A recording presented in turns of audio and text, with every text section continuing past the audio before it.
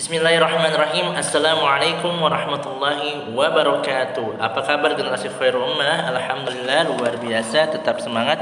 Allahu akbar, Allahu akbar, Allahu akbar. Darsun Al-An Saqafatul Islamiyah. Ya alhamdulillah hari ini kita akan melanjutkan pelajaran kita yaitu Saqafah Islam kelas 3 Thaifah Ali bin Abi Thalib. Sebelum kita mulai belajar, alangkah baiknya seperti biasa kita memulainya dengan berdoa terlebih dahulu agar Allah berikan keberkahan ilmu dan juga ilmu yang bermanfaat untuk kita semua. Amin ya rabbal alamin. Duduk yang rapi semuanya. Isti'dadan, ista'dadana. Jika berdoa, angkat kedua tangannya semuanya. Du'aan a'udzu billahi minasyaitonir rajim. Bismillahirrahmanirrahim. Allahumma anfa'na bima 'allamtana wa 'allimna ma yanfa'una wa zidna 'ilman nafi'an. Rabbi zidna 'ilma warzuqna fahma. Amin.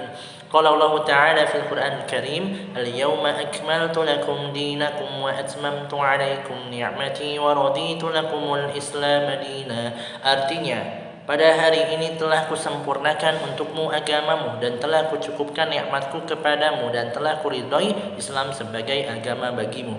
Quran surat Al-Maidah ayat 3. Shadaqallahul adzim. Ya alhamdulillah hari ini kita akan melanjutkan pelajaran kita yaitu Saqafah Islam kelas 3. Antum semuanya siapkan modulnya ya, modul kelas 3-nya. Kemudian antum buka halaman 12 ya. Halaman 12 yaitu tentang as-sunnah adalah petunjuk dalam beramal ya. Jadi as-sunnah adalah petunjuk dalam beramal. Nah, ini modul ke-7 halaman 12. Nah, qala Allah Ta'ala fil Qur'anil Karim, "Laqad kana lakum fi Rasulillahi uswatun hasanah."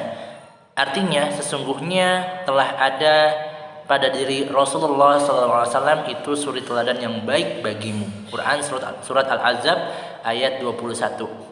Sebelumnya kita sudah belajar tentang apa itu as-sunnah. Ada yang masih ingat?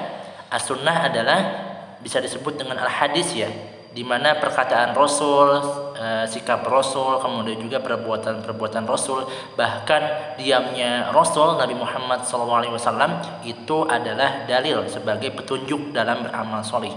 Jadi apa yang dikerjakan Rasul, maka kita disunahkan untuk mengikutinya sehingga mendapatkan pahala dalam aktivitas dalam kehidupan kita.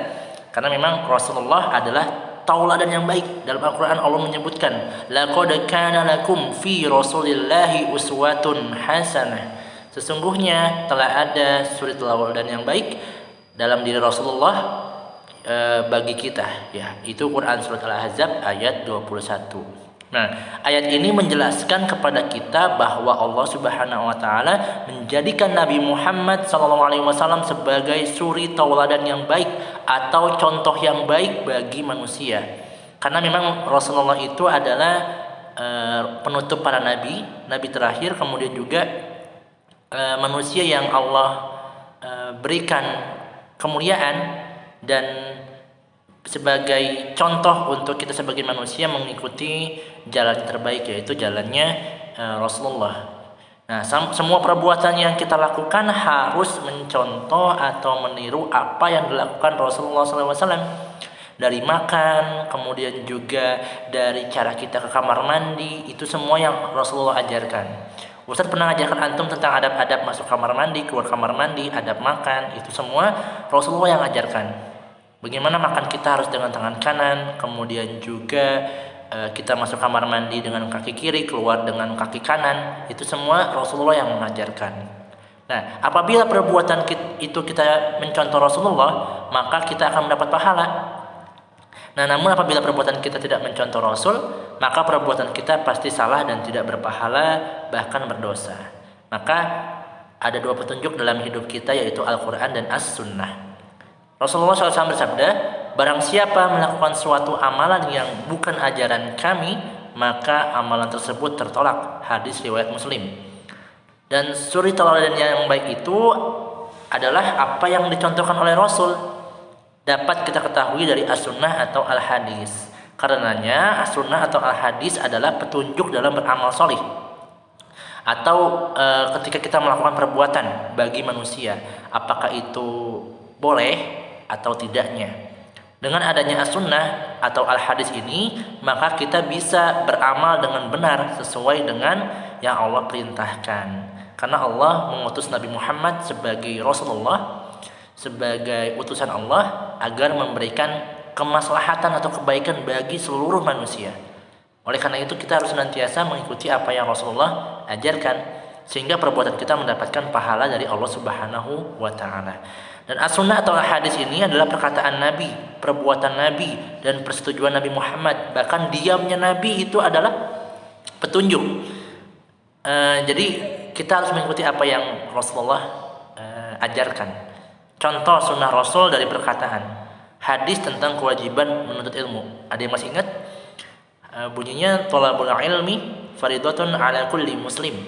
Artinya menuntut ilmu itu wajib bagi setiap muslim. Itu perkataan siapa? Perkataan Rasul. Rasul menyuruh kita menuntut ilmu itu wajib bagi setiap muslim. Maka dari itu kita mengikutinya dengan belajar, dengan sekolah. Kita sudah mengikuti amalan sunnah yang Rasulullah ajarkan, yaitu menuntut ilmu. Sehingga ketika kita belajar dengan penuh semangat, walaupun belajar online, memperhatikan ustadz memberikan materi, itu mendapatkan pahala karena antum semua mengamalkan hadis ini, yaitu menuntut ilmu itu wajib bagi setiap muslim. Nah, bagi yang malas maka nantinya akan tidak mendapatkan pahala. Maka dari itu tetap semangat belajarnya ya, walaupun di rumah. Nah, kemudian ada contoh lagi sunnah Rasul dari perbuatan. Tadi kan perkataan, sekarang perbuatan. Contohnya adalah cara melakukan sholat dan cara melakukan ibadah haji. Nah, kita melakukan sholat, misalkan ada ruku, sujud, kemudian juga tahiyat awal dan akhir. Dari awal sampai dengan akhir kita melakukan sholat, gerakannya dan bacaannya itu adalah perbuatan yang Rasul pernah ajarkan kepada umatnya dan sampai kepada kita, dan kita mengikutinya. Cara sholatnya, sholat subuh 2 rakaat, sholat maghrib 3 rakaat, sholat isya 4 rakaat, asar 4 rakaat, zuhur 4 rakaat, itu semuanya sudah Rasul ajarkan dari perbuatannya, dan nggak boleh kita rubah. Misalkan sholat subuh jadi 4 rakaat, nggak boleh. Jadi itu nggak boleh kita rubah karena Rasulullah sudah menetapkan dari perbuatannya bahwa sholat subuh itu 2 rakaat dan serta gerakan-gerakannya. Nah, kemudian contoh sunnah Rasul dari persetujuan, tadi perbuatan yaitu contohnya gerakan sholat. Nah, ini ada dari persetujuan. Contohnya kaum perempuan sholatnya terpisah dengan laki-laki dalam masjid, tetapi tetap dalam satu ruangan yang sama. Kalau antum pernah ke masjid, kan dipisah ya, sholat antara ikhwan yang laki-laki itu di depan, yang akhwat itu di belakang. Nah, itu adalah persetujuan Rasul. Walaupun dalam masjid, dalam satu ruangan, tapi dipisahkan antara laki-laki dan juga perempuan. Dan posisinya laki-laki di depan, perempuan di belakang. Dan kita nggak boleh merubahnya, karena itu persetujuan Rasul. Rasul yang mengajarkan bahwa laki-laki di depan sebagai imam, sedangkan perempuan di belakang sebagai makmumnya, yang posisi paling belakang ya.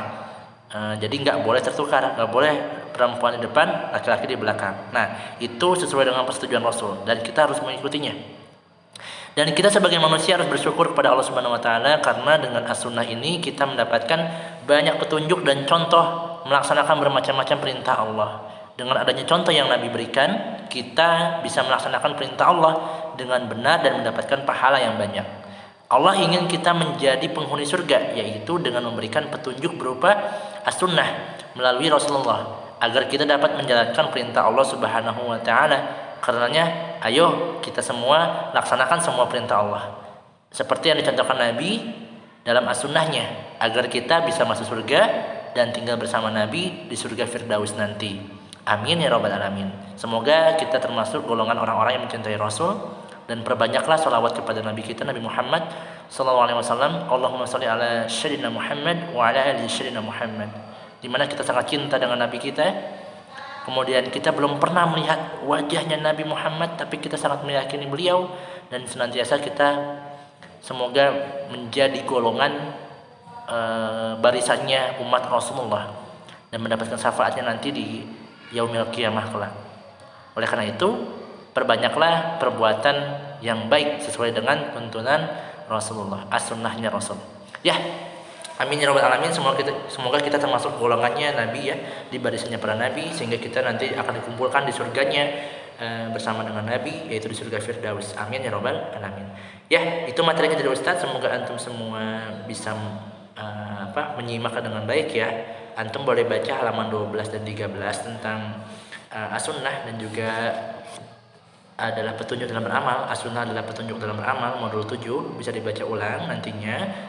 Kemudian juga tugasnya hanya menyimak saja ya, menyimak dan juga mencoba untuk melaksanakan beramal sesuai dengan ajaran Nabi, yaitu as-sunnah atau al-hadis. Kita tutup dengan berdoa semuanya. Isti'dadan ista'dadna, sikap berdoa, doaan astaghfirullahaladzim, astaghfirullahaladzim, astaghfirullahaladzim. Subhanakallahumma wa bihamdika asyhadu an la ilaha illa anta astaghfiruka wa atubu ilaik. Assalamualaikum warahmatullahi wabarakatuh.